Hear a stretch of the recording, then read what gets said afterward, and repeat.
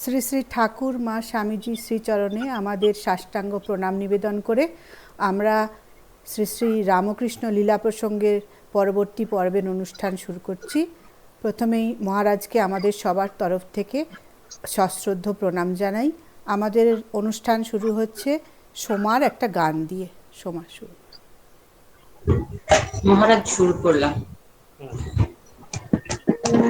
রাম কৃষ্ণ নামি বলো, রাম কৃষ্ণ নামি বলো, রাম কৃষ্ণ নামি বলো রে মন, কৃষ্ণ নামি বলো, রাম কৃষ্ণ নামি বলো, রাম কৃষ্ণ নামি বলো, রাম কৃষ্ণ নামি বলো রে মন, কৃষ্ণ নামি বলো। দেখো দেহ তরু মাঝে পাখি যে বাসা করে, দ্বীপে বসে আছে, তাকে তাড়াতে রে মন, তাকে তাড়াতে রে মন, রাম কৃষ্ণ বলো, রাম কৃষ্ণ নামি বলো, রাম কৃষ্ণ নামি বলো, রাম কৃষ্ণ নামি বলো রে মন, কৃষ্ণ নামি বলো। সে পাখি বড় দুরন্ত, কর্মফল করে অন্ত, কেবল সুখ ফলে খায়, তাকে তাড়াতে রে মন, রাম কৃষ্ণ বলো, রাম কৃষ্ণ, রাম কৃষ্ণ, রাম কৃষ্ণ নামে বলো। মায়া ডোরে বাঁধা পাখির বাসা, একে একে মায়া কাটাও, ভাঙো পাখির বাসা, মায়া ডোরে বাঁধা পাখির বাসা, একে একে মায়া কাটাও, ভাঙো পাখির বাসা। মন মিলুক রে তোর, রাম কৃষ্ণ দিশা, মন মিলুক রে তোর, রাম কৃষ্ণ দিশা, রাম কৃষ্ণ নামি বলো, রাম কৃষ্ণ নামি বলো, রাম কৃষ্ণ নামি বলো রে মন, কৃষ্ণ নামি বলো, রাম কৃষ্ণ, রাম কৃষ্ণ, রাম কৃষ্ণ নামি বলো, রাম কৃষ্ণ, রাম কৃষ্ণ, কৃষ্ণ নামি বলো, রাম কৃষ্ণ, রাম কৃষ্ণ, কৃষ্ণ নামি বলো। প্রণাম মহারাজ। খুব সুন্দর। বাউল গান নাকি? ওই শ্রীমৎ স্বামী সম্বুদ্ধানন্দ মহারাজজির লেখা। হৈমন্তী শুক্লা। কার গাওয়া এটা? কে গেয়েছে? হৈমন্তী শুক্লা। আর লেখা হচ্ছে সম্বুদ্ধানন্দজি মহারাজের। সম্বুদ্ধানন্দজি অনেক গান। হ্যাঁ হ্যাঁ, অনেক গান আছে।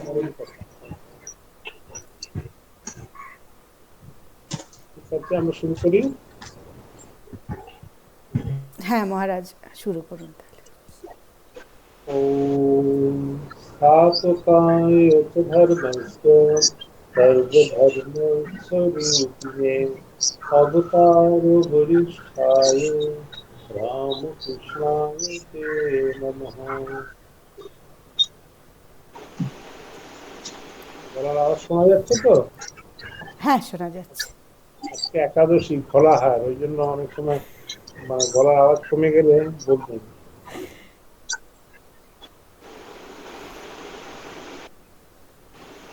ঠাকুর মা স্বামীজির চরণে ভক্তিপূর্ণ প্রণাম জানাই। আর উপস্থিত যারা আমরা ভার্চুয়ালি সাথে আমরা যুক্ত আছি, সবাইকে আমার আন্তরিক শুভেচ্ছা নমস্কার জানিয়ে আমাদের পাঠ শুরু করছি। আজকে আমাদের পাঠ হবে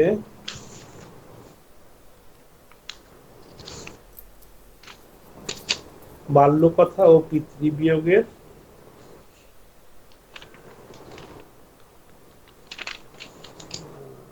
49 পেজ। হ্যাঁ 49 পেজ। রামচাঁদের বাটিতে দুর্গোৎসব। একজন একটু পড়ুন।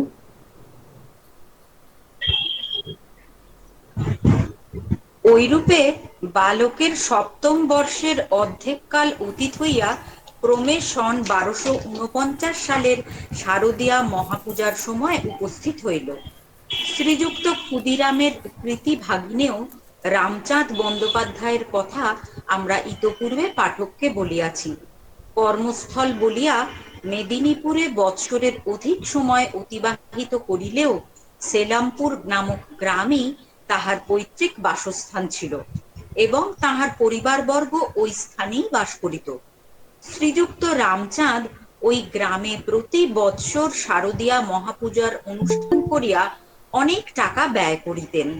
হৃদয়রামের নিকট শুনিয়াছি পূজার সময় রামচাঁদের সেলামপুরের ভবন অষ্টাহকাল গীত বাদ্যে মুখরিত হইয়া থাকিত এবং ব্রাহ্মণ ভোজন, পণ্ডিত বিদায়, দরিদ্র ভোজন ও তাহাদিগকে বস্ত্রদান প্রভৃতি কার্যে তথায় আনন্দের স্রোত ওইকালে নিরন্তর প্রবাহিত হইত।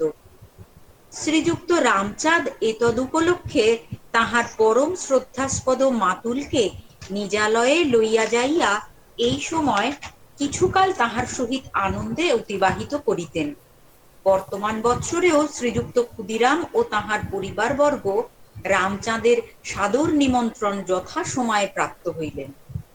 শ্রীযুক্ত ক্ষুদিরাম এখন ৬৮তম বর্ষ প্রায় অতিক্রম করিতে বসিয়াছেন এবং কিছুকাল পূর্ব হইতে মধ্যে মধ্যে অজীর্ণ ও গ্রহণী রোগে আক্রান্ত হইয়া তাহার সুদৃঢ় শরীর এখন বলহীন হইয়াছিল।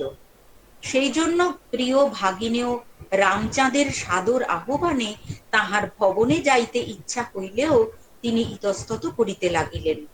নিজ দরিদ্র কুটির এবং পরিবারবর্গকে, বিশেষত গদাধরকে কয়েকদিনের জন্য ছাড়িয়া যাইতেও তিনি অন্তরে একটা কারণ শূন্য অথচ প্রবল অনিচ্ছা অনুভব করিতে লাগিলেন এবং ভাবিলেন শরীর যেরূপ দুর্বল হইয়া পড়িতেছে তাহাতে এ বৎসর না যাইলে আর কখনো যাইতে পারিবেন কিনা তাহা কে বলিতে পারে।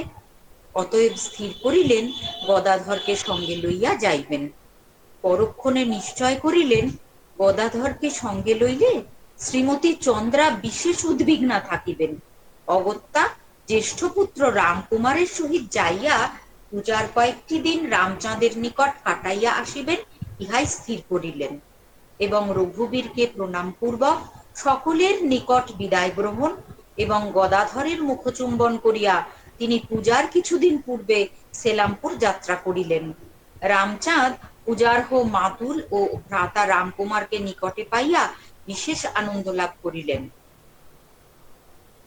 এখানে পৌঁছিবার পরেই কিন্তু শ্রীযুক্ত ক্ষুদিরামের গ্রহণী রোগ পুনরায় দেখা দিল এবং তাহার চিকিৎসা চলিতে লাগিল। ষষ্ঠী, সপ্তমী, অষ্টমী দিন মহানন্দে কাটিয়া গেল, কিন্তু নবমীর দিনে আনন্দের হাটে নিরানন্দ উপস্থিত হইল। শ্রীযুক্ত ক্ষুদিরামের ব্যাধি প্রবল ভাব ধারণ করিল। রামচাঁদ উপযুক্ত বৈদ্যগণ আনিয়া এবং ভগ্নী হেমাঙ্গিনী ও রামকুমারের সাহায্যে সযত্নে তাহার সেবা করিতে লাগিলেন, কিন্তু পূর্ব হইতে সঞ্চিত রোগের উপশম হইবার কোনো লক্ষণ দেখা গেল না। নবমীর দিনও রাত্রি কোনো রূপে কাটিয়া যাইয়া হিন্দুর বিশেষ পবিত্র সম্মেলনের দিন বিজয়া দশমী সমাগত হইল। শ্রীযুক্ত ক্ষুদিরাম অদ্য এত দুর্বল হইয়া পড়িলেন যে বাং নিষ্পত্তি করা তাহার পক্ষে কষ্টকর হইয়া উঠিল। ক্রমে অপরাহ্ন সমাগত হইলে রামচাঁদ প্রতিমা বিসর্জন পূর্বক সত্তর মাতুলের নিকট উপস্থিত হইয়া দেখিলেন তাহার অন্তিমকাল উপস্থিত প্রায়।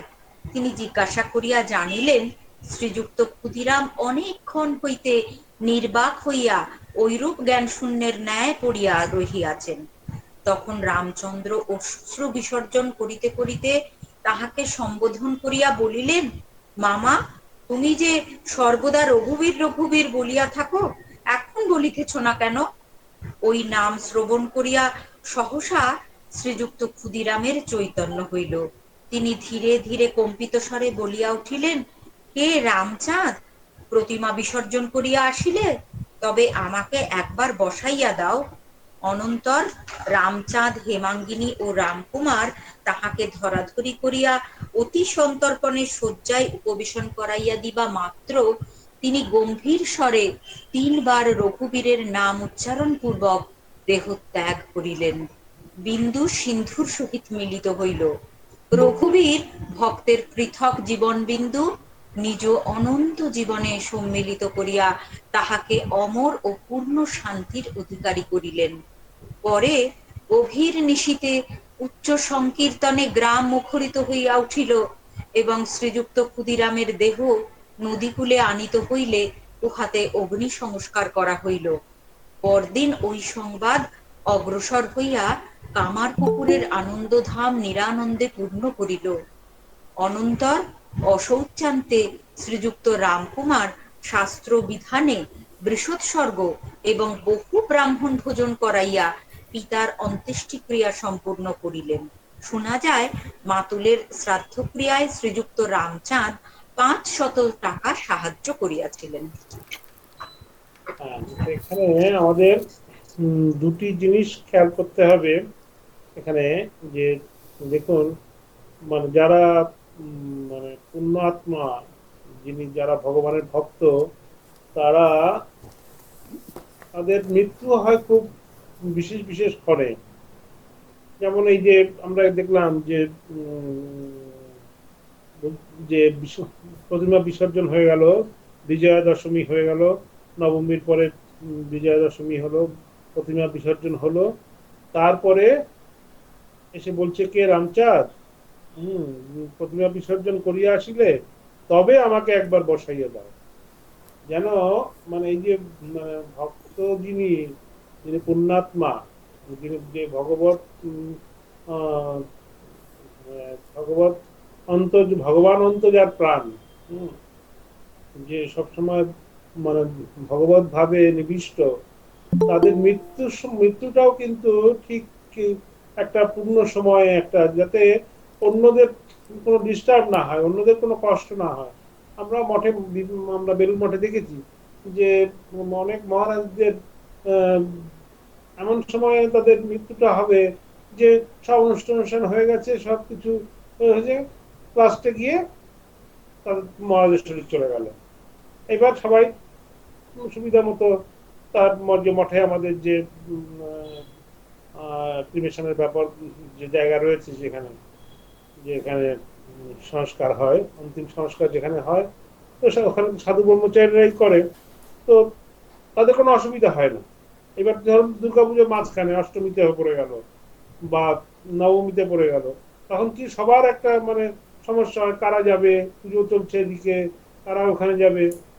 তো মাঝে মধ্যে যদি হয় না তা না হয়, তখন মহারাজরা বাধ্য হয়ে তখন আমাদের এই কাশীপুর শ্মশানে নিয়ে যাওয়া হয়, কয়েকজনকে দিয়ে কাশীপুর শ্মশানে নিয়ে যাওয়া হয়, যাতে বৃহত্তর স্বার্থে, যাতে আশ্রমের যে একটা মঠের যেটা পরিবেশটা, তাতে যাতে বিঘ্ন না হয়। কারণ ঠাকুরের ভোগ রাগের ব্যাপার আছে, ঠাকুরের ভোগ না হলে মন্দিরের সামনে এখান থেকে নিয়ে আসা যাবে না বা এখানে অন্তিম সংস্কার করা যাবে না। তো যে পুজো পাঠ চললে, দুর্গাপুজো অনেক ভক্ত ব্যাপার, অনেক লোকজনের ব্যাপার, অনেক ব্যাপার, সেসব যাতে কোনো বাধা বা বিপত্তি না হয়, সেই জন্য আমাদের যারা মানে যারা মহারাজরা আছেন, তারা ঠিক করেন যে না, এইসব মানে বিশেষ বিশেষ দিনে যদি হয়, তাও কাশীপুরে তাদের ব্যবস্থা করা হয়। কিন্তু দেখা গেছে মানে আমরা দেখেছি ম্যাক্সিমাম যে যে কোনো কোনো মহারাজের শরীর গেল কোথায়, যখন সব কাজ সমাধা হয়ে গেল, যেমন এই যে ক্ষুদিরাম চট্টোপাধ্যায়ের ক্ষেত্রে সমস্ত প্রতিমা বিসর্জন হয়ে গেল, সব পুজো আচ্ছা সব ঠিকঠাক হয়ে গেল, তখন বলছেন যে হ্যাঁ সমস্ত হয়ে গেছে, এবার আমাকে বসাইয়ে দাও। এবার আরেকটা হচ্ছে এই যে রঘুবীর এই যে ঠাকুরের ক্ষেত্রেও আমরা দেখেছি যে যখন তিনি মানে সমাহিত চিত্ত হয়ে যান, যখন তার সমাধি অবস্থা হয়ে যায়, তখন আহ, মা যখন প্রথম প্রথম যখন দক্ষিণেশ্বরে এসেছিলেন, তখন মা তো এসব প্রথম জানতেন না। জড়পাটিতে শুনেছেন, শুনে এরকম বিভিন্ন রকমের লোকের কাছে শুনে মায়ের একটা অদ্ভুত একটা ধারণা হয়েছে। সেটা এখানে এসে যখন দেখলেন যে হ্যাঁ এরকম রাত্রিবেলা ঠাকুরের এরকম সমাধি হচ্ছে, এরকম ভাব রাজ্যে চলে যাচ্ছেন, তো সারা রাত এরকম ভয়ে এরকম একটা চিন্তায় একটা উদ্বেগে উনি আহ মানে বিনিদ্র রজনী যাপন করতেন। আর রাত জেগে থাকতেন, আর ঘুম হতো না। ঠাকুর যখন পরে এটা বুঝলেন যে দিনের পর দিন এরকম রাত জেগে থাকছে, সকালবেলা উঠেই আবার কাজকর্ম, তো শরীর ভেঙে যাবে, নষ্ট হয়ে যাবে, মায়ের স্বাস্থ্যের অবনতি হবে, সেটা ঠাকুর বুঝতে পেরে ঠাকুর বলছেন না দরকার নেই, তুমি ওখানে যাও, নবগতের মার কাছে ওখানে গিয়ে থাকো। তো ওখানে পার্মানেন্ট ওখানে ব্যবস্থা হলো। কিন্তু তার আগে যে ওরকম অবস্থা, তখন ঋদু ঠাকুরের ভাগ্নে হৃদয় রাম তখন চিঠি দিয়েছিল মামিকে, মামি যদি এরকম এরকম হয় তো এই নাম বলবে, যদি এরকম এরকম হয় তো এই নাম বলবে, কি কি নাম বলতে হবে, কখন বলতে হবে, সেটা হৃদয় রাম ভার এক্সপার্ট, তিনি মামিকে সব শিখিয়ে দিচ্ছিলেন যে এরকম এরকম নাম বললে, কানের কাছে বললে, তখন দেখবে আস্তে আস্তে আবার তার ভাব এটা প্রশম হবে, ভাবটা চলে যাবে। তো আবার তিনি মানে বাহ্যিক বাহ্যিক জগতে এসে ফিরে আসবেন। তো এটা তার পিতার ক্ষেত্রেও ঠিক, যে বলছে মামা তুমি যে সর্বক্ষণ রঘুবীর বলতে, তো তার কথা তুমি বলছো না কেন? এই যে রঘুবীরের নাম বলাতেই তার আবার যে একটা যে জ্ঞান শূন্য অবস্থা হয়েছিল, যে একটা সেন্সলেস অবস্থা হয়েছিল, সেটা কিন্তু তার ফিরে এলো। তখন কিন্তু সে বলছে ও রামচাঁদ, হ্যাঁ আমাকে বসিয়ে দাও। রঘুবীরের নাম শুনে এত বছর ধরে তার একটা অভ্যাস, এই অভ্যাসটার সাথে সে লাস্টের সময়টাতেও কিন্তু এই যে শেষ সময়, মানুষের মৃত্যুর শেষ সময়টা খুব মানে নির্ভরশীল, খুবই মানে মানে খুবই নির্ভরযোগ্য একটি সময়, খুবই মানে ইম্পর্টেন্ট। সেটা আমাদের কিন্তু এই যে ঠাকুরের কথা আছে না, যে যতই এই ময়না রাধে রাধে হ্যাঁ কৃষ্ণ কৃষ্ণ বলে, কিন্তু যখন বিড়াল ধরে তখন কিন্তু ট্যাঁ ট্যাঁ করবে। তো যতই আমরা কিছু জপ ধ্যান এসব করি, যদি আমাদের ঠিক ঠিক যদি মানে ভগবত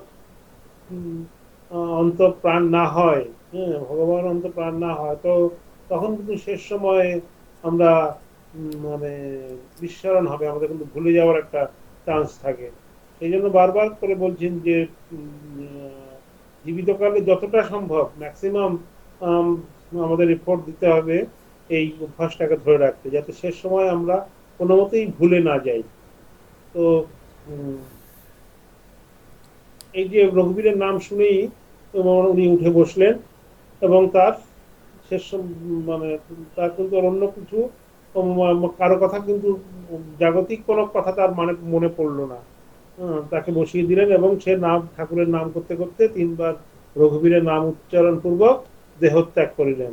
মানে একদম যে ঠিক ঠিক ভক্ত, ঠিক ঠিক পুণ্যাত্মা, যে এই দেহ ধারণ করে যে তার যে এই জগৎ সংসারে তার যে প্রারব্ধ ছিল সব শেষ করে তিনি ভগবানের সাথে মিলিত হলেন। কি বলছেন?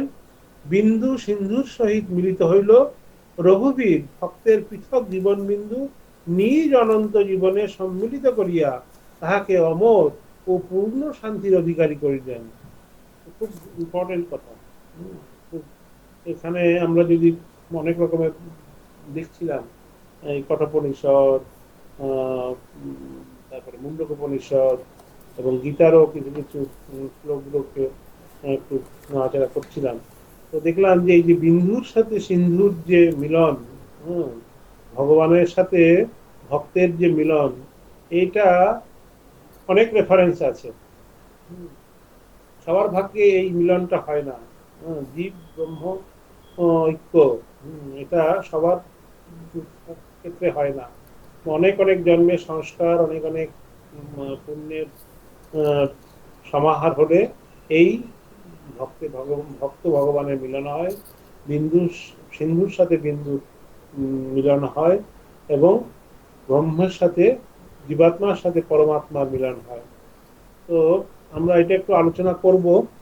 তো উম, এখানে যে রঘুবীর ভক্তের পৃথক জীবন বিন্দু নিজ অনন্ত জীবনে সম্মিলিত করিয়া তাহাকে অমর ও পূর্ণ শান্তি অধিকারী করিলেন। এই যে অমরত্ব প্রাপ্ত, এই অমরত্ব প্রাপ্তের কথা আমরা গীতার যদি ত্রয়োদশ অধ্যায় দেখি, তো ত্রয়োদশ অধ্যায় খুব সুন্দর মানে এর ব্যাখ্যা রয়েছে, একটু আমরা আলোচনা করব। খুবই একটা ইম্পর্টেন্ট চ্যাপ্টার এবং এটার উপরেই একটা গান করার ইচ্ছা আছে, এই বিন্দুর সাথে সিন্ধুর উপরে শেষের দিকে করব। আগে একটু আলোচনা করি। এই যে বলছেন যে ত্রয়োদশ অধ্যায়ে যথা প্রকাশয়েত্যেক কৃষ্ণম লোকমিমম রবি ক্ষেত্রম ক্ষেত্রী তথা কৃষ্ণম প্রকাশয়তি ভারত। এ অর্জুন, এক সূর্য যেমন সমগ্র জগৎকে আলোকিত করে, তেমনি ক্ষেত্রী পরমাত্মা সমগ্র ক্ষেত্রকে আলোকিত করে। তো এটা হলো মূল শ্লোক, কিন্তু এর যে ব্যাখ্যা খুব সুন্দর ব্যাখ্যা করেছেন শ্রীমৎ স্বামী রঙ্গনাথানন্দজি মহারাজ, ওনার the universal message of Bhagavad Gita. আমরা ইংলিশটা পড়ছিলাম, ইংলিশে খুব আরো সুন্দর লিখেছেন, কিন্তু বাংলাটাও এখানে সুন্দর লিখেছে যে আমরা এই যে ক্ষেত্র এবং ক্ষেত্রী, আমরা সবাই ক্ষেত্র মানে আমাদের এই শরীর রূপ যে জীবাত্মা, এটা নিয়েই আমরা মানে চিন্তা করি। কিন্তু ক্ষেত্রজ্ঞ, যে আমার যে জীব যে অন্তরাত্মা, সেটার সম্বন্ধে আমাদের কোনো মানে আমাদের কোনো ধ্যান থাকে না। আমরা আমরা বাহ্যিক আমাদের শরীর নিয়ে আমরা চিন্তা করি। তো বলছেন মহারাজ, বলছেন যে ক্ষেত্র ও ক্ষেত্রী অর্থাৎ দেহ এবং দেহের জ্ঞাতা, এই প্রসঙ্গ নিয়ে আমরা আলোচনা করছিলাম। যিনি দেহকে জানেন তিনি হলেন ক্ষেত্রজ্ঞ। দেহ তো আর নিজে নিজেকে জানে না বা অন্য কেউ জানেন, যিনি জানেন তিনি হলেন কর্তা, জ্ঞাতা, দ্রষ্টা। জ্ঞানের বিষয় ও জ্ঞাতার পার্থক্য নিরূপণের মধ্য দিয়ে এই অধ্যায়ের সূচনা হয়েছিল। সেই সঙ্গে একথাও বলা হয়েছিল যে একটি দেহের জ্ঞাতা অন্য দেহের জ্ঞাতা থেকে ভিন্ন নন। এই যে আমাদের মানে দেহ অনেক রকম আছে, শরীর বিভিন্ন শরীর, কিন্তু শরীরের ভেতরে যিনি আছেন যে জ্ঞাতা যিনি, তিনি কিন্তু এক। দেহ বিভিন্ন রকম হতে পারে, ক্ষেত্র বিভিন্ন হতে পারে, কিন্তু ক্ষেত্রজ্ঞ সেই এক পরমাত্মা। শ্রীকৃষ্ণ বলেছিলেন সব ক্ষেত্রের একটি জ্ঞাতা, এক অসীম পরমাত্মাই আমাদের সকলের মধ্যে বিরাজমান। দেহ বহু কিন্তু পরমাত্মা এক। অবশ্য এই পরমাত্মা ছাড়াও আপনার ও আমার মধ্যে একটা মিথ্যা আমিত্ব বোধ আছে, যে আমিত্ব দেহ, মন ও বংশানুগতির দ্বারা প্রভাবিত। এই মিথ্যা আমিত্ববোধের দরুনই আমি আপনার থেকে পৃথক হয়ে গেছি। আমি আপনার শত্রু, আপনাকে শোষণ করি, আপনাকে হয়তো হত্যাও করতে পারি। দেহ মন সংঘাতের কবলে পড়েই আমাদের এই অসহায় অবস্থা, যা কোনো মতেই দূর হচ্ছে না। কিন্তু প্রকৃত আত্মা থেকে জগতের প্রতি কেবল ভালোবাসা, পরহিত চিন্তা, সেবা ও নিবেদনের ভাবই বিচ্ছুরিত হয়। বর্তমান শ্লোকে শ্রীকৃষ্ণ বলেছেন যথা রবি প্রকাশয়তি, সূর্য যেমন আলোকিত করে, একলাই এক সূর্যই সমগ্র সৌরজগৎকে আলোকিত করে। সৌরজগতে আলোর দ্বিতীয় কোনো উৎস নেই। সূর্যের আলো প্রায় 800 কোটি মাইল জুড়ে ছড়িয়ে আছে। সৌর সমাপ্তির ব্যাপ্তি 400 কোটি মাইল বা তার কাছাকাছি। এই দৃষ্টান্ত দিয়ে শ্রীকৃষ্ণ এখানে বলেছেন, যেমন একটি সূর্য এই সমগ্র বিশ্বকে অর্থাৎ সৌরজগৎকে বিভাসিত করে, সেইভাবে ক্ষেত্রম ক্ষেত্রী তথা কৃষ্ণম প্রকাশায়তি। ক্ষেত্র বা দেহের জ্ঞাতা সব ক্ষেত্র বা দেহগুলিকে আলোকিত করেন। কত সুন্দর করে মনে এটা মানে ব্যাখ্যা করলেন যে আমাদের এই যে যে এতগুলো আমাদের যে সৌরজগৎ, হ্যাঁ, এই যে যে আমাদের যে সোলার, যে আমাদের যে পুরো সৌর পরিবার, সেই পরিবারের মধ্যে আলো দিচ্ছে কি একটা মাত্র মানে সূর্য, যার আলোকে সব আলোকিত হচ্ছে। এই পুরো মানে বিভিন্ন মহাদেশ, বিভিন্ন গ্রহ নক্ষত্র থেকে শুরু করে চন্দ্র, সবাইকে আলোকিত করছেন সূর্য। এমনি এই আমাদের দেহ, সারা যে সারা পৃথিবীময় যে দেহ রয়েছে, সেই যে দেহের জ্ঞাতা সব ক্ষেত্র বা দেহগুলিকে আলোকিত করেন। ভারত, হে অর্জুন, ত্রয়োদশ অধ্যায়ের শেষ শ্লোকের ঠিক আগের শ্লোক এটি। ভাবের গুরুত্বের দিক থেকে এটি অসামান্য। গীতায় বারবার একত্বের ওপর, সমত্বের ওপর জোর দেওয়া হয়েছে। একম এব অদ্বিতীয়ম, পরমাত্মা এক ও অদ্বিতীয়, দুই বলে কিছু নেই। এটি মনিজম নয়, এটি অদ্বৈত বা অভিন্নতা তত্ত্ব। তাই শ্রীকৃষ্ণ বলছেন, সর্বত্র সব ক্ষেত্র বা দেহগুলি এক ক্ষেত্রী বা পরমাত্মা দ্বারা আলোকিত। কি চমৎকার চিন্তা! বস্তু অনেক, জীব অসংখ্য, কিন্তু ক্ষেত্রী বা ক্ষেত্রজ্ঞ একটি। আপনার আমার সকল বস্তুর ভিতর সেই পরম একই বিদ্যমান। বহুর পিছনে পরম এককে দেখাই ঠিক ঠিক দেখা, সেটি সঠিক দর্শন। বহুত্ব এখানে আমাদের বিভ্রান্ত করছে, কিন্তু ভেতরের যে আত্মজ্যোতি, তাতে বহুত্ব নেই।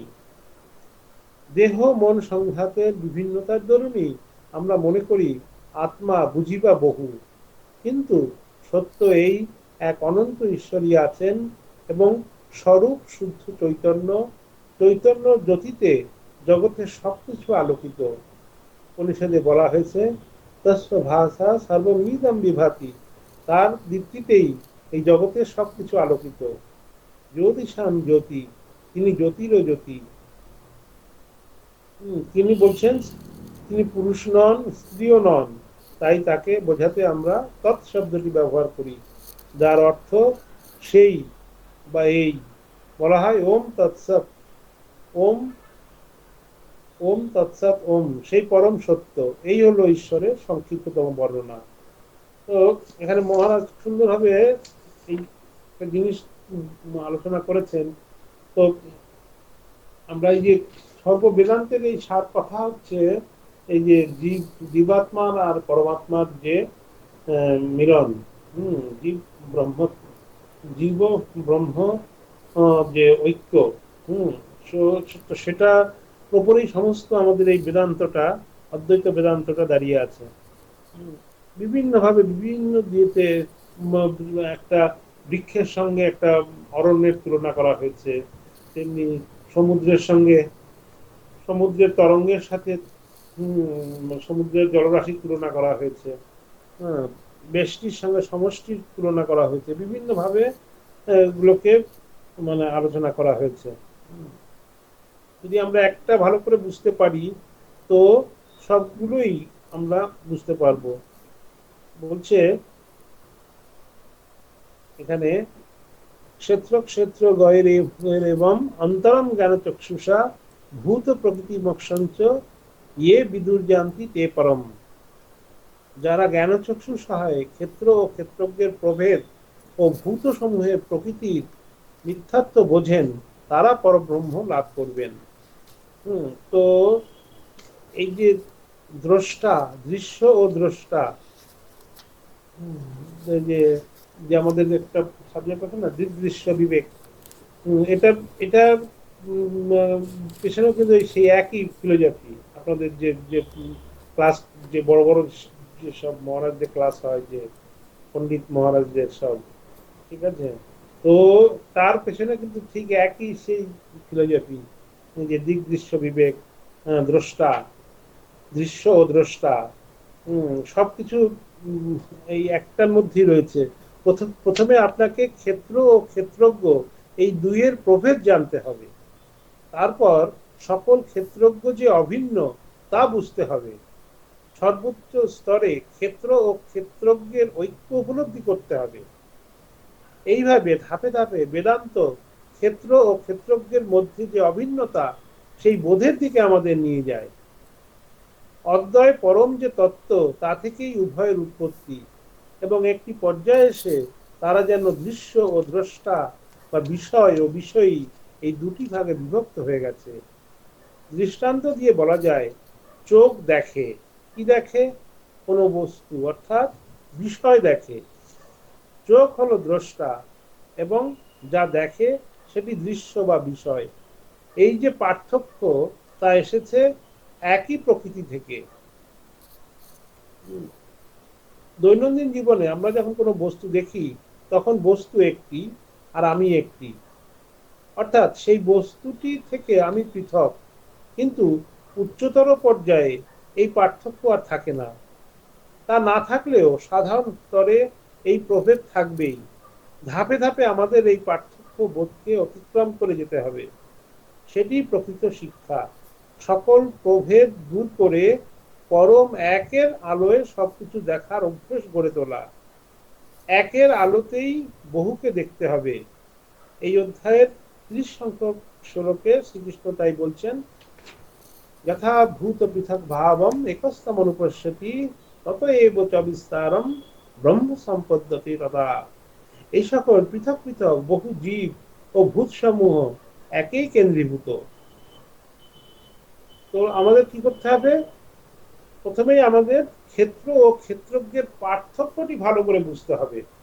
বুঝতে হবে যে আমি শরীর নই, আমি ক্ষেত্রজ্ঞ। খুবই কঠিন জিনিস।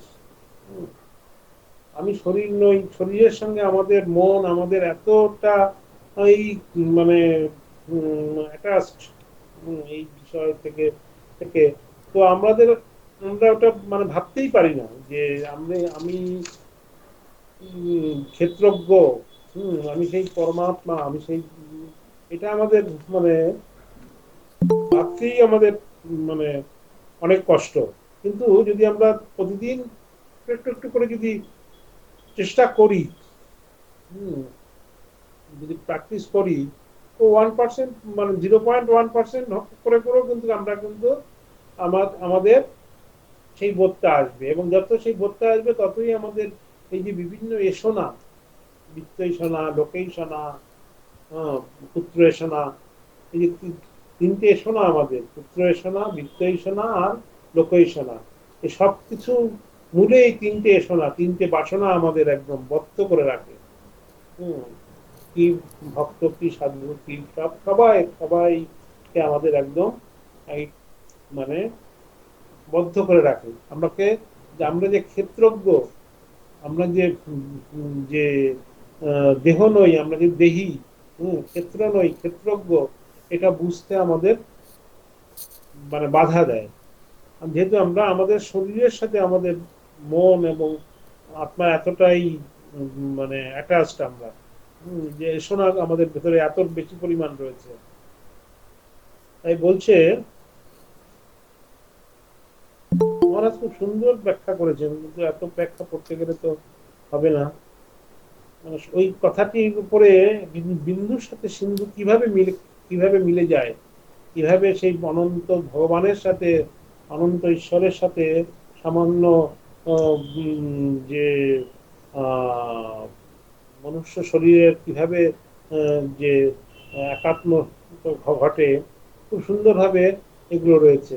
আমরা যদি মানে একটু মুন্ডক উপনিষদের দিকে দেখি, মুন্ডক উপনিষদে যে সেই দুটো পাখির কথা বলছেন না, মানে গল্প দিয়ে বলছেন, দুটো পাখি একটা ডালে, একটা বৃক্ষে দুটো পাখি বসে আছে।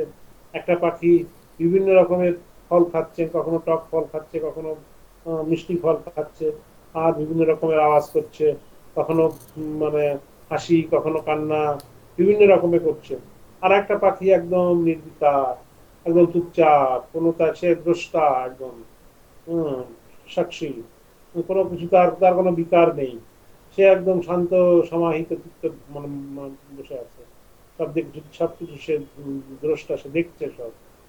তো এই যে পাখিটি যে সবসময় চঞ্চল, যে সবসময় মানে কোনো না কোনো কাজের সে লিপ্ত, যখন টক ফল খাচ্ছে খাচ্ছে তখন হা হা মানে চেঁচামেচি করছে, আবার যখন মিষ্টি ফল খাচ্ছে তখন খুব আনন্দে উল্লসিত হচ্ছে। তো তা সে খুব অবাক হয়ে যাচ্ছে যে এটা কি, মানে আমি এত কিছু করছি আর এই পাখিটা কিছুই করছে না, একেবারে এত চুপচাপ।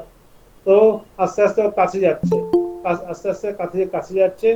কাছে গিয়ে যখন একদম কাছে গিয়ে দেখলো, তখন দেখলো যে আর নিজেকে আর খুঁজে পাচ্ছে না। হম, তখন এক হয়ে গেল, দুটো দুটো পাখি মানে মার্জ হয়ে গেল। যখন তার ভেতর থেকে এই সমস্ত কিছু জাগতিক এসনা, জাগতিক বাসনা, জাগতিক যে উম, যে একটা আসক্তি সব চলে গেল, তখন কিন্তু তার অনুভব হলো যে বস্তুত দুটো পাখি ওখানে ছিল না, একটাই পাখি ছিল। আমাদের আমাদের যে যে বাসনা, আমাদের এই যে মায়া, আমাদের দুটো মানে মানে দ্বৈত সৃষ্টি করেছে। আসলে কিন্তু এটা দ্বৈত না, এটা অদ্বৈত, একটাই ছিল। কিন্তু মায়া প্রকোপে পড়ে ওই পাখিটি একটা অন্য একটা মানে নিজেকে অন্য একটা এন্টিটি, একটা অন্য একটা অস্তিত্ব কল্পনা করলো। মহারাজ এখানে যেটা বলছেন, সেটা কি বলছেন,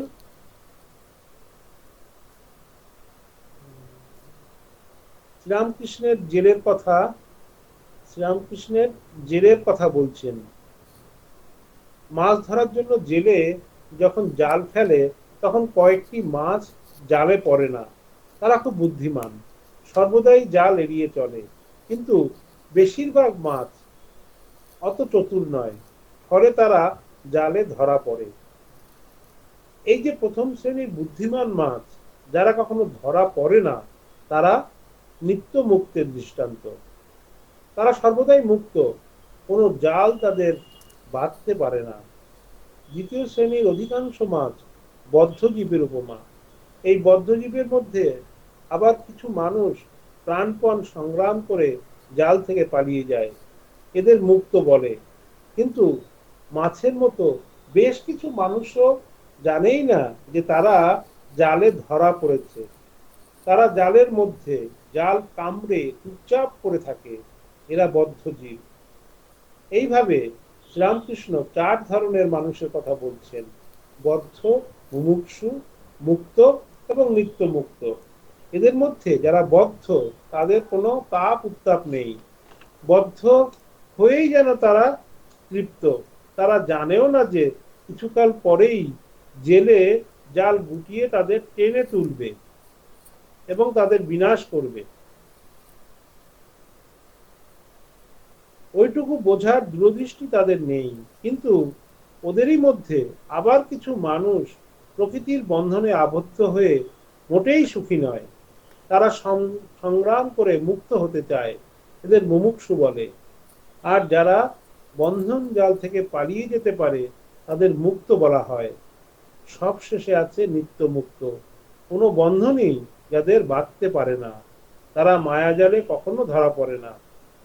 রামকৃষ্ণের জীবনের দিকে তাকালেও আমরা দুটি চরিত্রের সন্ধান পাই। একজন হলেন নরেন্দ্র, পরে যিনি স্বামী বিবেকানন্দ হিসেবে পরিচিত হয়েছিলেন। শ্রীরামকৃষ্ণ তাকে নিত্য মুক্ত, নিত্য সিদ্ধ বলতেন। মায়া তাকে কখনো বাঁধতে পারেনি। অন্যজন হলেন রামকৃষ্ণের অসাধারণ বিহি ভক্ত, ডাক্তার দুর্গাচরণ নাগ। এই দুজন সম্পর্কে প্রখ্যাত নাট্যকার গিরিশচন্দ্র ঘোষ একদিন মন্তব্য করেছিলেন, মহামায়া তার জালে সকলকে আবদ্ধ করতে পেরেছিলেন, পারেননি কেবল দুজনকে, নরেন্দ্র এবং নাগ মহাশয়কে।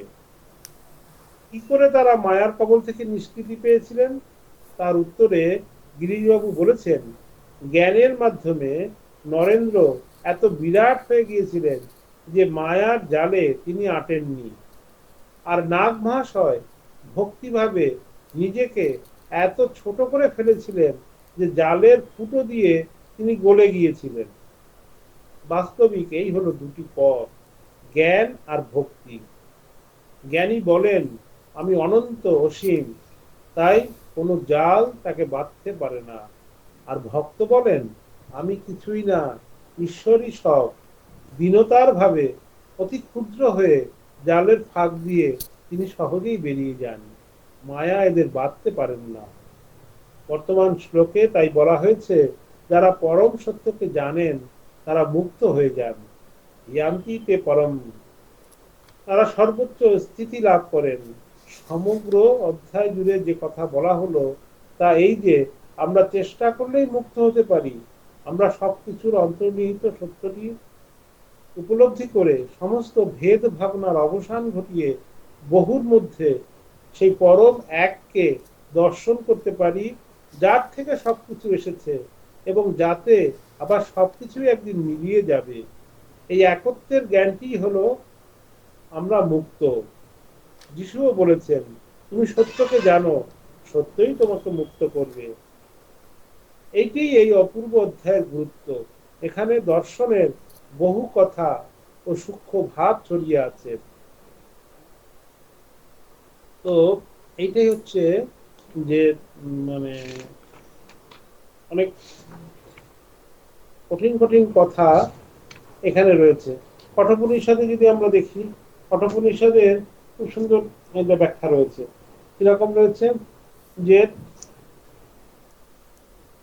মুন্ডকোপনিষদ তো পাখির উপমাটা বললাম, কঠোপনিষদে রয়েছে এই যে অঙ্গুষ্ট মাত্র লাস্টের যে শ্লোকটা কি বলছে, অঙ্গুষ্ট মাত্র পুরুষান্তরাত্মা যথা জানানাম হৃদয়ে সন্নিবিষ্ট তৎ সচ্ছিদাৎ তৎ সচ্ছরিরাৎ প্রবীণমে মুঞ্জাদি এবেশিকাং ধৈর্যেন তম বিদ্যাশ্রুতম অমৃতম তম বিদ্যাশ্রম অমৃতমিতি। দুবার যেহেতু বলছেন আর কি, দ্বিরুক্তি বলছেন উপনিষদের সমাপ্তি বোঝানোর জন্য দুবার বলছেন। তো বলছে অঙ্গুষ্ঠ পরিমিত এই আত্মরূপ সর্বজীবের প্রত্যগাত্মা হইলেও কেবল মানব হৃদয়েই সর্বদা সম্যক প্রকারে প্রকটিত হন। মুঞ্জ তৃণ হইতে তন্মধ্যস্থ ঈশিকাকে পৃথককরণের ন্যায় সেই প্রত্যগাত্মাকে নিজ শরীর হইতে পৃথক করিবে। অর্থাৎ দেহ ও আত্মচৈতন্য যে সম্পূর্ণ পৃথক তাহা উপলব্ধি করিতে হইবে। আর পৃথকীকৃত সেই প্রত্যগাত্মাকেই নিত্য অমৃত স্বরূপ সর্বব্রহ্মব্যাপী বলিয়া জানিবে। মন্ত্রে এই গ্রুপটি উপনিষদের সমাপ্তি বুঝাইবার জন্য। তো এই যে মানে ঈশিকা যে অঙ্গুষ্ট মাত্র বলছেন যে আমাদের এই হৃদয় আকাশে, আমাদের এই মানে হৃদয়ের ঠিক এই বুকের এখানে মাঝখানটাতে একটা অঙ্গুষ্ট মাত্র একটা গ্যাপ আছে, একটা যেখানে আমরা বলি না যে হৃদয় গুহাতে ভগবানের ধ্যান করতে হবে, যে এই যে অঙ্গুষ্ট মাত্র যেটা বলছে, তো ওইখানেই সেই যে মানে হৃদ আকাশ, হৃদ পদ্মাসন, কত রকমের যে বলছে, সেখানে ভগবানকে ধ্যান করতে হবে। ভগবানের যে স্থান, আত্মা আমরা যেটা যেটা মানে পরমাত্মার অংশ, যে জীবাত্মা যেটা, সেটার কথা বলছেন। সেটা বোঝাতে গিয়ে কি বলছেন, কি করে এটা আলাদা করতে হবে, সেই যে মানে শরীরের মধ্যে যে অংশটুকু, সেটাকে কি বলছে, যে আমরা যে অর্ঘ্য বানাই, যে অর্ঘ্য বানাই, অর্ঘ্যতে কি লাগে আমাদের, দুর্বা লাগে না? তো দুর্বার যে একদম মানে ওপরের অংশটা, যে শীষটা, যেটাকে আস্তে করে ওটা টেনে বের করতে হবে। ঈশিকা মুঞ্জ তৃণ হইতে তন্মধ্যস্থ ঈশিকাকে পৃথককরণের ন্যায় সেই প্রত্যেক আত্মাকে নিজ শরীর হইতে পৃথক করিবে। হ্যাঁ, তো মানে মুঞ্জ মানে হচ্ছে সেই যে দুর্বা যে ঘাস, যেটা সেই ঘাস থেকে ঘাসের যে ডগাটা, হম, মুঞ্জ তৃণ হইতে তাহার মধ্যস্থ ইশিকাকে, যে মাঝখানের যে ডগাটা যেটা আছে, যে ঘাসটা সেটাকে যে পৃথক করে, সেরূপ ওটা কিন্তু মানে ছিঁড়ে যায় না, ওটা কিন্তু ও মানে আস্তে ধরলে ওটা মানে আলাদা হয়ে যায়। যেমন না যে ওটা থেকে ছিঁড়ে বেরিয়ে এলো তা না, তার সাথে যা যেন একটা মানে সংস্পর্শ ছিল, আস্তে করে মানে তুলে দিলে পুরো একদম গোড়া থেকে বেরিয়ে আসে। সেই জন্য বলছে যেরকম ওরকম ওই মানে দুর্বার ওই ঘাসটাকে যেমন পৃথক করা হয়, তেমনি আমাদেরও ওইভাবে মানে যে পৃথককরণে আগে আমরা যে মহারাজের পেটে পড়লাম যে ত্রয়োদশ অধ্যায়ে যেখানে বলছেন যে আমাকে ওই পৃথককরণটা জানতে হবে, ক্ষেত্র আর ক্ষেত্রজ্ঞের পৃথককরণ, দেহ আর দেহির পৃথককরণটা আমাদের জানতে হবে। এই প্রত্যগাত্মা সাথে শরীর, সেই প্রত্যগাত্মাকে নিজ শরীর হইতে পৃথক করা, দেহ ও আত্মচৈতন্য যে সম্পূর্ণ পৃথক তাহা উপলব্ধি করিতে হইবে। তখন কিন্তু আমাদের আমরা যে মানে আমরা যে সেই পরমাত্মার অংশ, সেটা আমরা কিন্তু বুঝতে পারবো। তো খুব সাবধানে মানে খুব যে মানে আমাদের এই প্র্যাকটিক্যালে দেখাতে গিয়ে বলছিলেন যে ওটা হড়বড়ি করলে ছিঁড়ে যাবে, তাকে আস্তে ধীরে করে ধীরে আস্তে করে ওই যে ইশিকাটাকে আস্তে করে বের করতে হবে। ওই বের করাটা হচ্ছে খুবই স্মরণ মনন নিধিধ্যাসন, খুব মানে তপস্যা না করলে, খুব মন শান্ত সমাহিত না হলে সেই যে হৃদয় আকাশে যে ভগবানের যে অনুষ্ঠ মাত্র যে যে চিন্তাটা, যে ধ্যানটা, সেটা করা খুব কঠিন হবে। তো দেহ আর দেহিকে যে আলাদা করে রাখা না করা, সেটা কিন্তু মানে খুব ধৈর্যের সাথে, খুব মানে একদম নিবিষ্ট মনে ওটা করতে হবে। তখন কিন্তু আমরা আমাদের যে দেহ আর দেহি, ক্ষেত্র আর ক্ষেত্রজ্ঞের যে পার্থক্য, সেটা আমরা কিন্তু বুঝতে পারবো।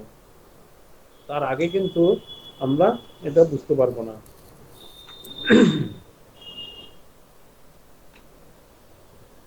এটা পঞ্চদশ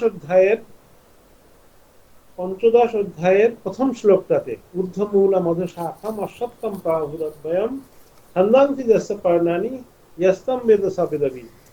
ভগবান যে বলছেন যে তারা এক শাশ্বত অশ্বত্থ বৃক্ষের কথা বলে থাকেন, যার মূল ঊর্ধ্বে এবং শাখা প্রশাখা নিচের দিকে, বেদ সমূহ যার পাতা, যিনি তা জানেন তিনি বেদজ্ঞ। এটা এটার ব্যাখ্যা করতে গিয়ে মহারাজ এখানে বলছেন, মুন্ডকোপনিষদে একটি চিত্রকল্প আছে যা কঠোপনিষদে আরো সমৃদ্ধ হয়েছে। মুন্ডকোপনিষদের চিত্রকল্পে একটি গাছের কথা বলা হয়েছে, যার উপর দুটি পাখি বসে আছে। পাখি পাখি দুটির একটি জীব এবং অথবা জীবাত্মা,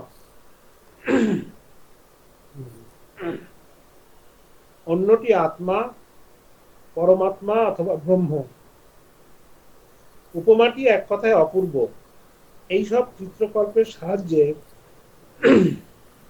পরম সত্যটি অপেক্ষাকৃত সহজ করে বোঝানো হয়েছে। তা না হলে আমরা সূক্ষ্ম তত্ত্ব ধরতে পারি না।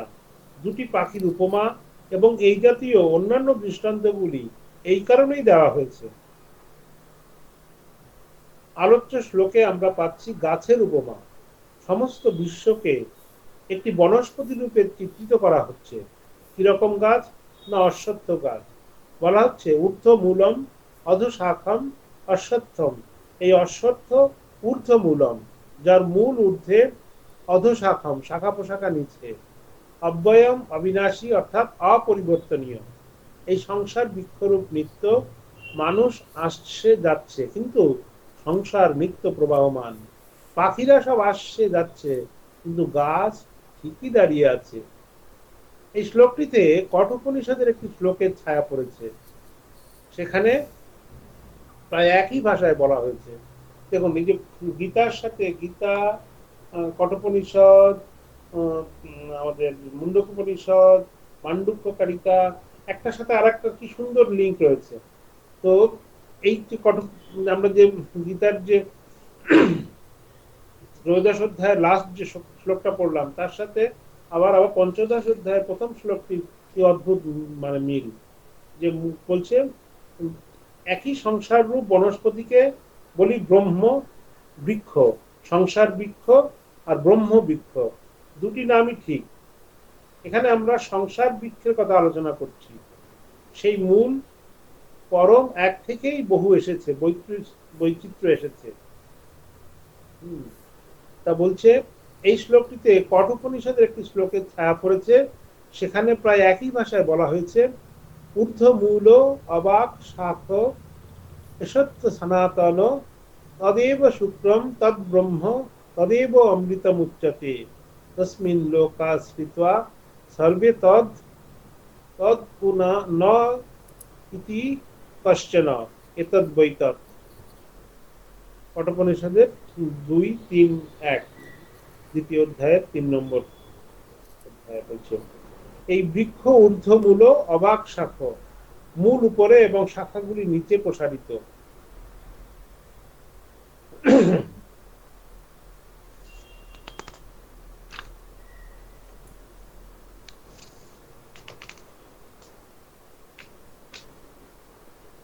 তো আমরা এখানে অতটা আমরা এখন আমাদের যাব না, আমরা পরে আলোচনা করব। একটা জিনিস আমাদের বুঝতে হবে যে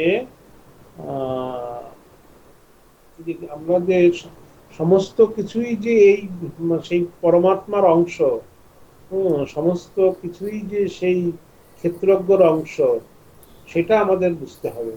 এবং এই এটা বুঝলে মহারাজ একটা জায়গাতে খুব সুন্দর বলছেন, রঙ্গনাথ মহারাজ, আর এই ডেমোক্রেসির উপরে ওনার অনেক বই আছে।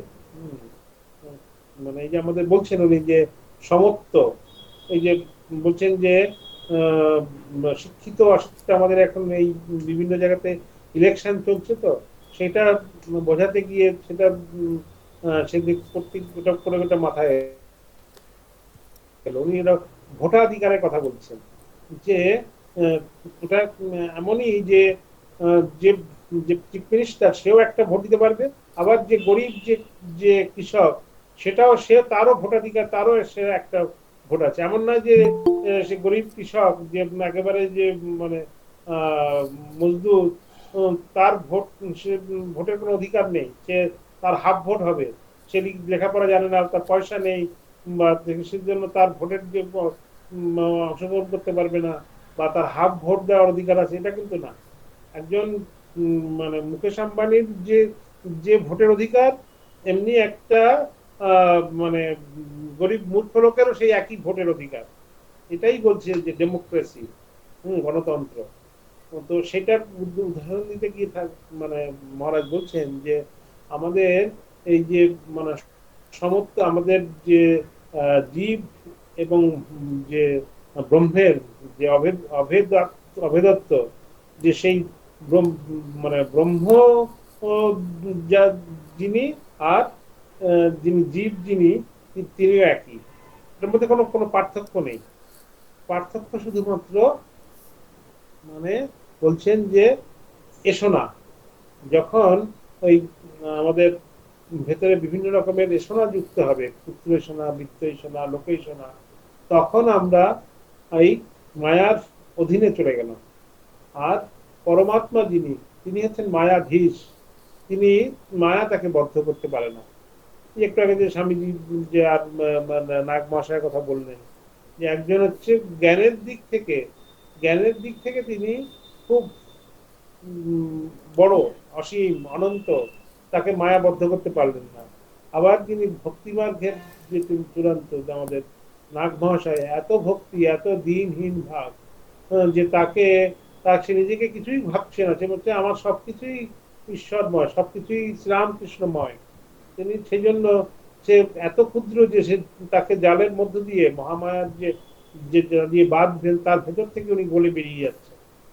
তো এটা হচ্ছে মানে কথা। তো এখন আমরা একটা গান করব, গানের কথাগুলো ঠিক আজকে আমাদের যে পাঠ হলো এই বিন্দু সিন্ধু, এটার মতোই রয়েছে। মনে পড়ে গেল গানটার কথা, জানি না কতটা গান হবে।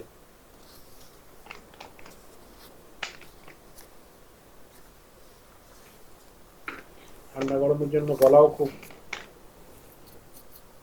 ডিস্টার্ব করছে।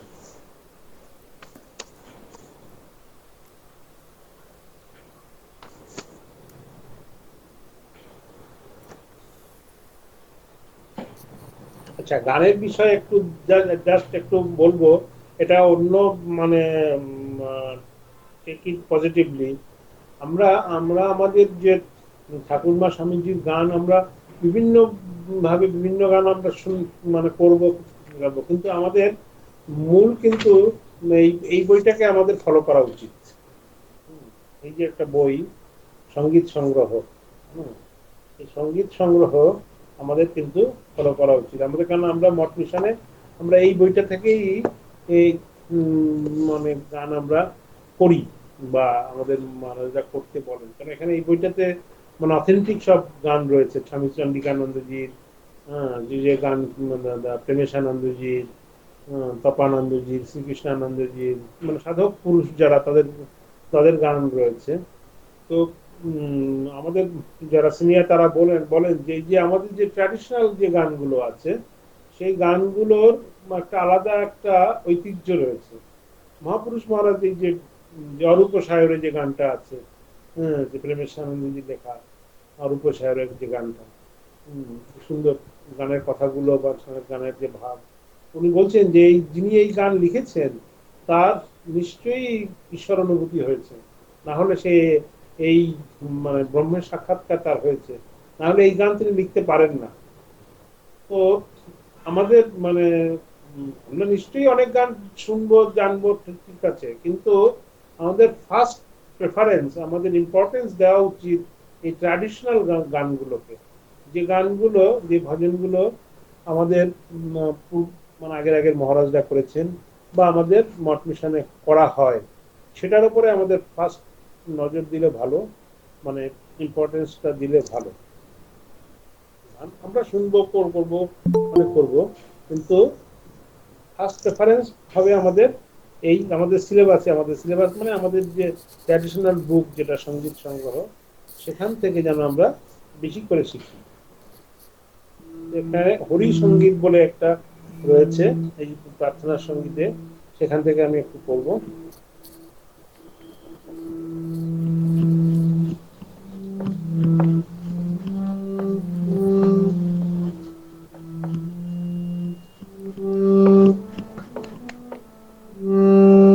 দীনবন্ধু কৃপা সিন্ধু কৃপা বিন্দু বিতার মন হৃদি বৃন্দাবনে কমল আসনে, হৃদি বৃন্দাবনে কমল আসনে প্রাণ মন সনে বিহার, প্রাণ মন সনে বিহার। দীনবন্ধু কৃপা সিন্ধু কৃপা বিন্দু বিতার নয়ন মুদিবা চাহিয়া থাকি, অথবা দেবীকে ফিরাইয়া, নয়ন মুদিবা চাহিয়া থাকি, অথবা দেবীকে ফিরাইয়া। ভিতরে বাহিরে যেন হে নিরখি, ভিতরে বাহিরে প্রভু হে, প্রভু আমার ভিতরে বাহিরে যেন হে নিরখি, তব রূপ মন হার তব রূপ মনোহার, ভিতরে বাহিরে যেন হে নিরখি তব রূপ মনোহার, তব রূপ মনোহার। দীনবন্ধু কৃপা সিন্ধু কৃপা বিন্দু ভিতর এই কর হরি দীন দয়াময়, তুমি আমি যেন দুটি নাহি লয়। এই কর হরি দীন দয়াময়, তুমি আমি যেন দুটি নাহি লয়। জলের তরঙ্গ জলে কর লয়, জলের তরঙ্গ জলে কর লয়, চিদ ঘন শ্যাম সুন্দর, চিদ ঘন শ্যাম সুন্দর। দীনবন্ধু কৃপা সিন্ধু কৃপা বিন্দু ভিতর ওই পদে পড়ি ব্রাজকের গতি, যেন ভাগীরথী সাগর সমতি। ওই পদে পড়ি ব্রাজকের গতি, যেন ভাগীরথী সাগর সমতি। জীব শিব দোহে অভেদ মূরতি, জীব শিব দোহে প্রভু হে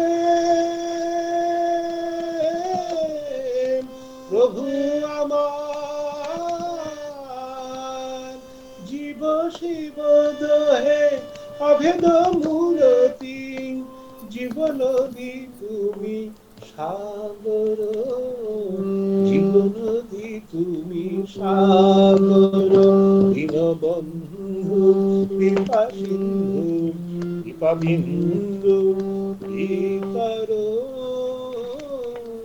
মম হৃদি বৃন্দাবনে কমল আসনে, হৃদি বৃন্দাবনে কমল আসনে, প্রাণ মন শনে বিহর, প্রাণ মন শনে বিহর। মম হৃদি বৃন্দাবনে কমল আসনে, হৃদি বৃন্দাবনে কমল আসনে, প্রাণ মন শনে বিহর, প্রাণ মন শনে বিহর। দীনবন্ধু কৃপা সিন্ধু কৃপা বিন্দু ভিতর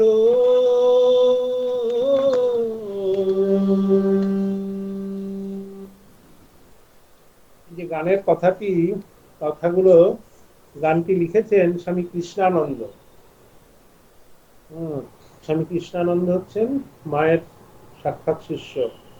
তো মায়ের কৃপা পেয়েছেন, স্বাভাবিক কারণেই মানে উচ্চ কোটির সাধু, উচ্চ। দেখুন কথাগুলো কি সুন্দর। দীনবন্ধু দীনবন্ধু কৃপা সিন্ধু কৃপা বিন্দু বিতর। তুমি মানে ভগবান হরিকে বলছেন, তুমি দীনবন্ধু, তুমি কৃপা সিন্ধু, আমাকে তুমি কৃপা বিন্দু বিতর, মানে কৃপা তোমার যে বিন্দু সেটা বিতরণ করো। মম হৃদি বৃন্দাবনে, এই যে হৃদি বৃন্দাবন, আমার যে হৃদি বৃন্দাবনে, আমার যে কমল আসনে প্রাণ মনসনে বিহর, আমার যে প্রাণ মন, সেখানে তুমি বিহর মানে সেখানে বিচরণ করো, সেখানে অধিষ্ঠিত হও। নয়ন মুদিবা চাহিয়া থাকি, অথবা যেদিকে ফিরাই আঁকি, ভিতরে বাহিরে যেন হে নিরখি তব রূপ মনোহর।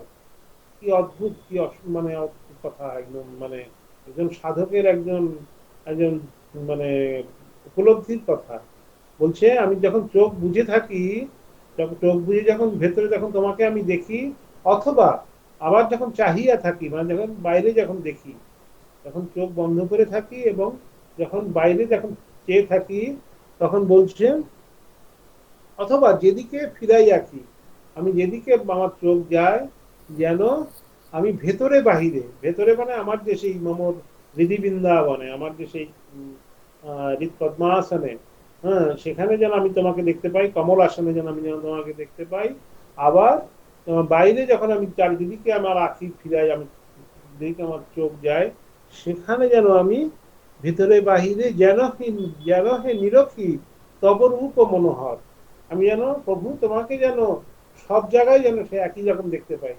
এমন নয় যে ঠাকুর বলছেন না যে চোখ বন্ধ করলে ভগবান আর চোখ খুললে ভগবান নেই, এরকম না। আমার চোখ বন্ধ করলেও যেন আমি ভগবানকে দেখতে পারি, আবার চোখ খুললেও যেন আমি সর্বভূতে সেই ব্রহ্ম দর্শন করতে পারি, সর্বভূতে যেন আমি সেই ব্রহ্মকে দেখতে পারি।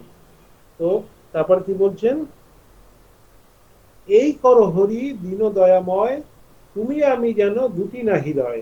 এই যে আজকে আমাদের যে যে মানে যে পাঠ হলো যেটা, সেটা বলছে হরি দীন দয়াময়, তুমি আমি যেন দুটি না হৃদয়।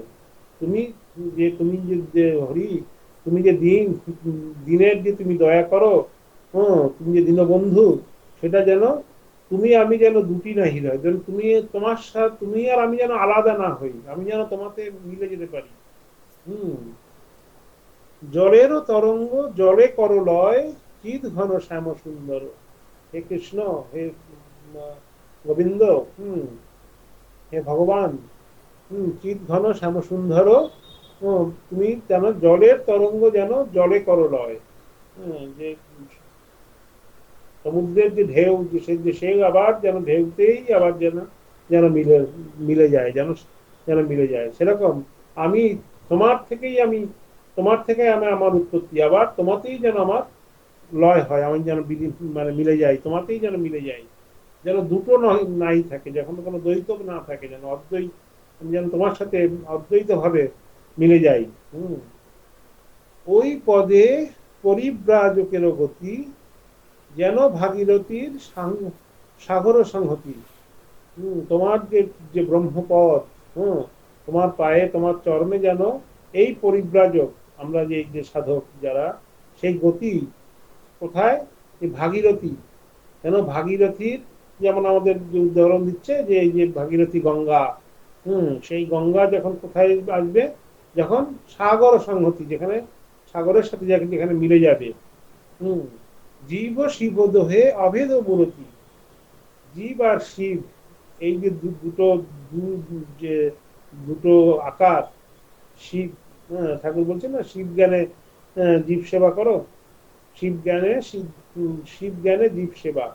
হম তো অভেদ মূরতি, জীব শিব দোহে অভেদ মূরতি, যেটা যেটাই শিব সেটাই জীব, যেটাই জীব সেটাই শিব। একটা গান আছে খুব সুন্দর, মানে ইয়ের গান, শিবময় সংসার, অতএব ওরে জীব সদা ভাব সদা শিব।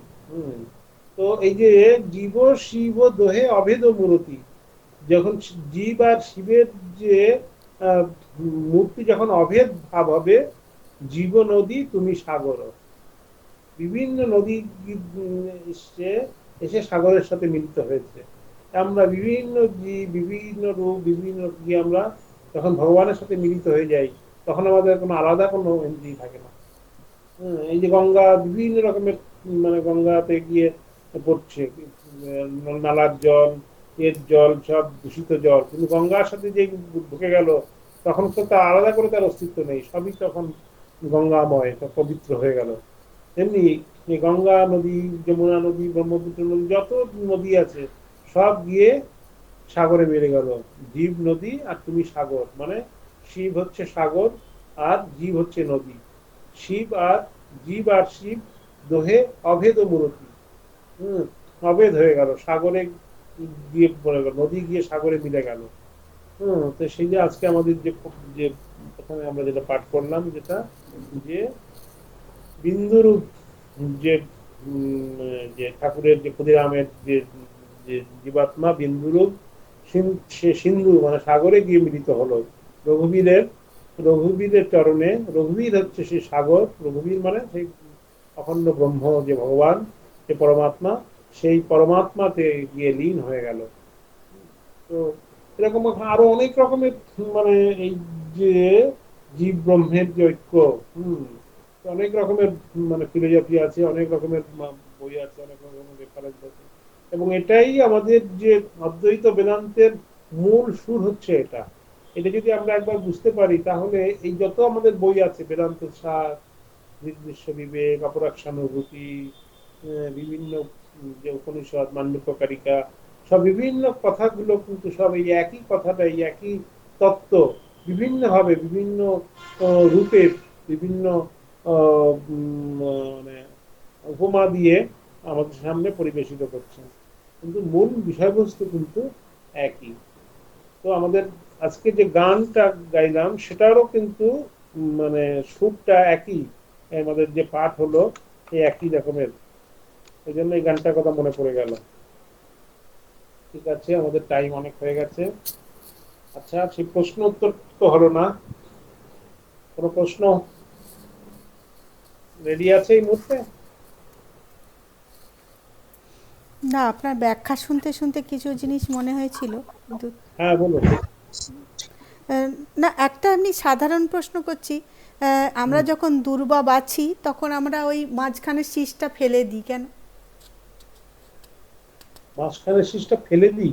হ্যাঁ, মানে আমরা তো 3টে পাতা যে নিই, আর মাঝখান থেকে শীষটা তো বার করে ফেলা হয়, মানে সেরকমই ছোট থেকে তো সেটাই দেখে শিখে এসেছি। আমি তো এটা শুনিনি যে 3টে ফেলে দেওয়া হয়। শীষটা ফেলে দিয়ে দূর্বা বাছা হয়। শীষটা তো, তো মাঝখানে যেটা থাকে ওইটা তো নিচের গুলোকে আহ, বরং ফেলে দেওয়া হয়, ওপরেরটা ফেলে দেওয়া হয়, এটা তো আমি জানতাম না। আমি অনেক কিছুই জানি না। হ্যাঁ, সেটাই উম, সেটাই মহারাজ ঠিকই বলেছেন। হ্যাঁ। আমরা আমরা আমার যেটা জানার মতে সেটা হচ্ছে যে ওই মহারাজ ডগাটাকে, একটা কথা ডগাটাকে বলবো। 3 মাত্রার যেটা আছে। মহারাজ একটা কথা, মহারাজ হ্যাঁ, একটা কথা বলবো। হ্যাঁ, বলুন। একটা কথা বলবো। হ্যাঁ, আমরা বলুন। যখন অর্ঘ্য তৈরি করি দুর্গাপূজার সময়, হ্যাঁ, দুর্গাপূজার সময় যখন অর্ঘ্য তৈরি করি, তো হ্যাঁ। ওই সময় এই শীষটাকে ফেলে দিতে হয়, দিয়ে দুর্বাগুলো 108টা করে বেছে নিয়ে তারপরে আচ্ছা, অর্ঘ্য তৈরি করতে হয়। তারপর অর্ঘ্য দিয়ে দুর্গার পুজোটা দেওয়া হওয়ার পরে তারপরে আমাদের ভক্তদের ঠাকুরমশাই এটা দিয়ে দেন নাম ধরে ধরে ডেকে ডেকে। আচ্ছা। এইটা আমি এইটা জানি।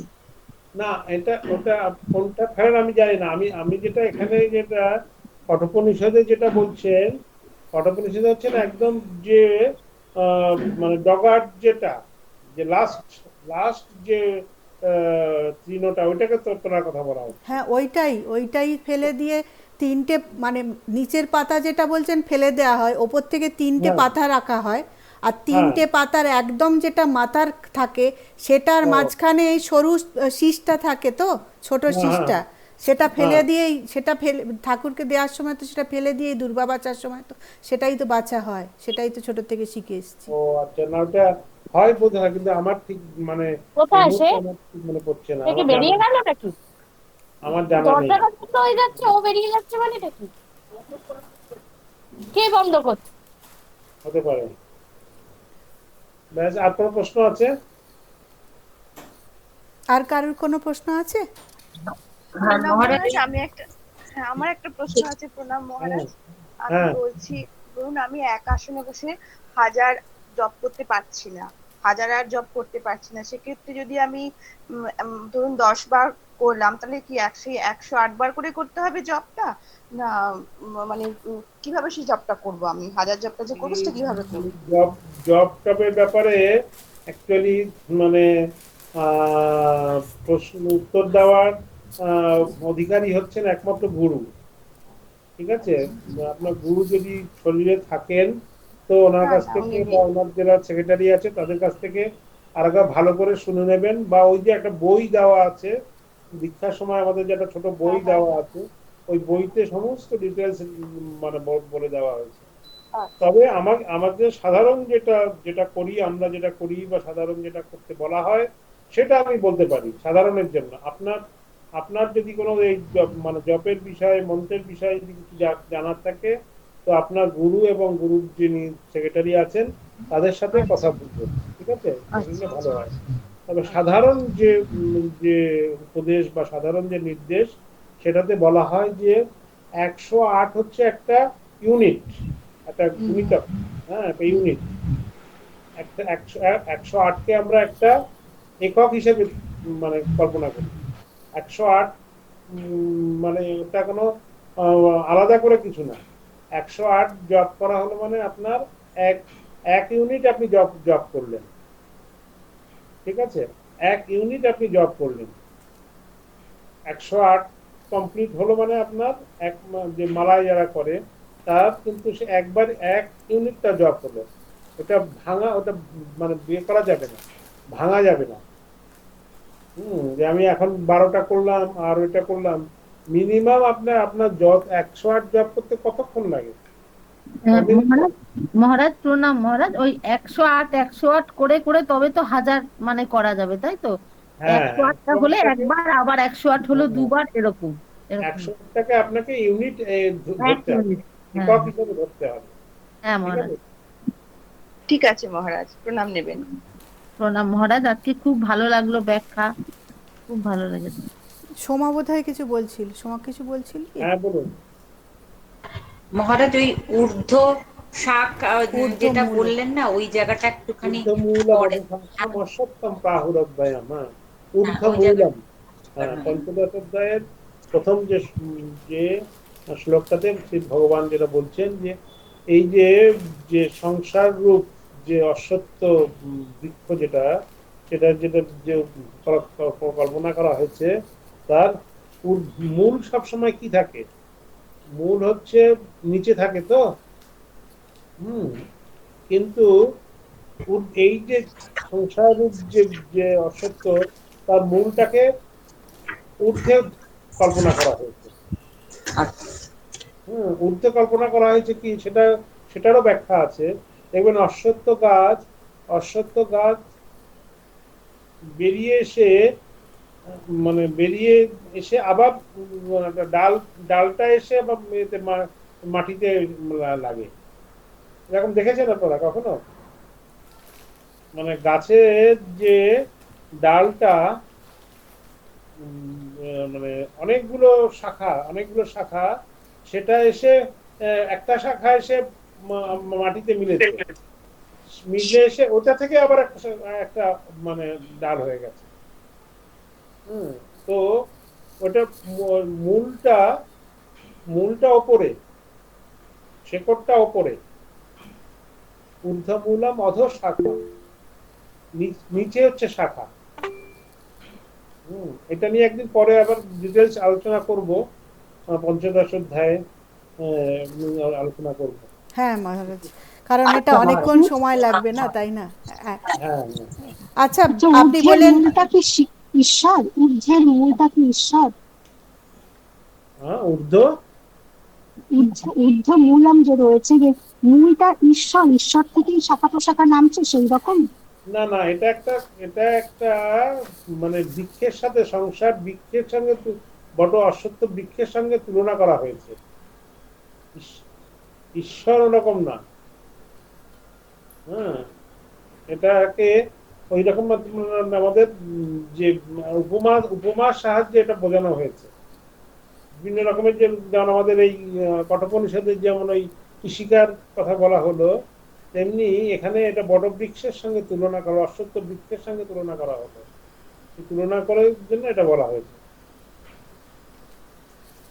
আচ্ছা, মহারাজ, আমি আপনি একটা কথা বললেন বৃক্ষের সঙ্গে অরণ্যের তুলনা করা হয়েছে, সেটা কোথায় হয়েছে? হ্যাঁ, এটা এই যে বেষ্টি আর সমষ্টি যেটা, না, ওটা কোথায় আছে, কোথায় আছে? যেমন পাখির গল্প মুন্ডকে আছে। এটা বৈশিষ্ট্যের সঙ্গে এটা হলো এক মিনিট এটা আমি পড়লাম। এটা আমাদের ইয়েতে তো আছে, এই মুন্ডকোপনিষদে আছে। আচ্ছা, মুন্ডকে তো পাখির গল্প, এটাও না, আছে। এটা আরো একটা আছে। এটা আমি আপনাকে মানে এক্সাক্ট শ্লোকটা বলে দেবো। আচ্ছা, এক্সাক্ট শ্লোকটা আমি বলে দিচ্ছি। এক মিনিট।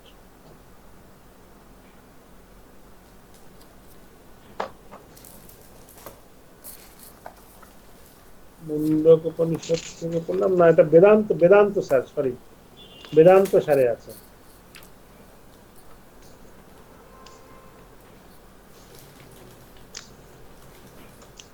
যেমন আমাদের এই যে জলের তরঙ্গ যেমন জলের সঙ্গে তুলনা করছে, তেমনি এখানে বট বনের মানে বৃক্ষ অরণ্যের সঙ্গে বৃক্ষের তুলনা করা হয়েছে।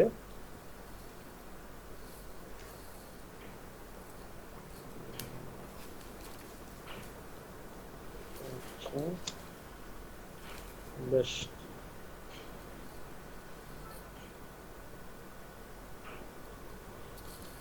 খুঁজে পাওয়া মুশকিল। আমার একটা প্রশ্ন আছে, হ্যাঁ বলুন।